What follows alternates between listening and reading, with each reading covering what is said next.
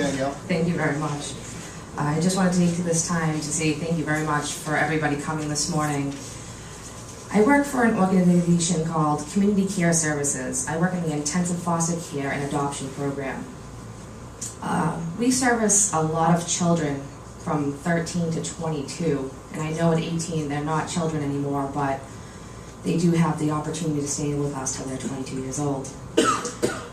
Our children come from all different walks of life. We work with the Department of Children and Families, the Department of Youth Services. Some of our children have been through the worst of times at a very, very young age, and it's been traumatic to them. We have supervisors that are clinical and are able to help support our children in a certain way. We also have our case managers. We have foster parent supervisors that go into the home and also help the foster parents really get through how to help these children. These children really, they're coming in every day. Lately, our referrals, we have at least 5 a day. We're open 5 days a week. That's a lot of children coming in. We have programs in Massachusetts, Rhode Island, and Connecticut, and we just continue to grow. The children really, really need us. We're there to help them hopefully reunite with their biological families. Not always is that possible, depending on their circumstances. So at that time, they need to really go into our foster homes and learn how to take care of themselves, about life, love, and help them be productive as adults in their communities. These are our next leaders, our voters, and they really need a nurturing foster home to do that, and we really try our hardest to find the best placements for them. I have been working in the nonprofit human services field for 12 years. I only started with Community Care Services in December of 2010. I had worked for my former nonprofit for 8 years, working with young adults with mental illness, ages 16 to 25. And I really didn't want to leave. I loved my job, but at the same time, it was a really big struggle to deal with the salary, constant cuts, having to worry about having a job every 6 months, and I also am a single parent of a 2-year-old. I found Community Care Services and loved the fact that they offered all these services for these children to really help them have a future. And the benefit for me also going there is to not only help the children, but it was better pay, better health insurance at a very affordable rate. Unfortunately, in January, we were informed that there were going to be layoffs and salary decreases, and our insurance rates were going to change significantly.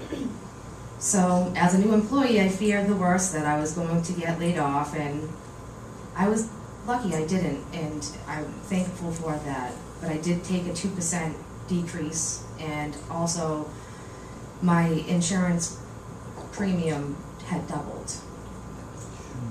So I have to commend the leadership at my organization, because they also took the cuts as well. Not every program or organization does that, so I appreciate them for that. But it really got to a point where I have a 2-year-old daughter. It's just me and her. I have to rely on family. I live with my mother because the pay that I get, I cannot afford to live on my own. And also that the health insurance, as a 2-year-old, anything can happen at any point in time. She has to have health insurance, and it's also required in the state of Massachusetts. So feeling despair and not knowing what to do, I went to my HR person and just said, I don't know what I'm going to do. I know I can't decline the health insurance because I need to have it, and also it needs to be there to protect my daughter.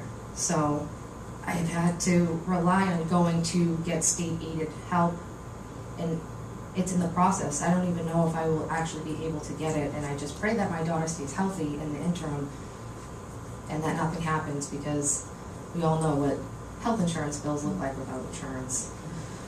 So in order to ensure the health of myself as well as my daughter, I really need to go to the state, and somebody that's worked since the day I could at age 15, it took a lot of pride for me to go ask for help.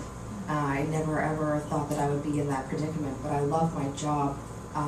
And I love the fact that what I do for somebody is going to help them be a productive citizen in this state.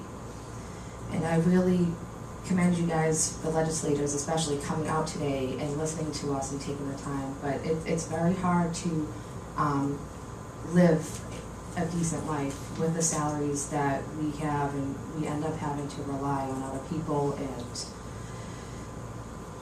the children too. Like I said, anybody in human services, mental health, developmental and cognitive, the foster children, they've had so much trauma, turnover, and change of faces in their lives, and it's so traumatic on them to be able to stay in this field at an affordable salary, affordable health insurance, and really just be there for them and help them get through their years. It will really be helpful. Thank you.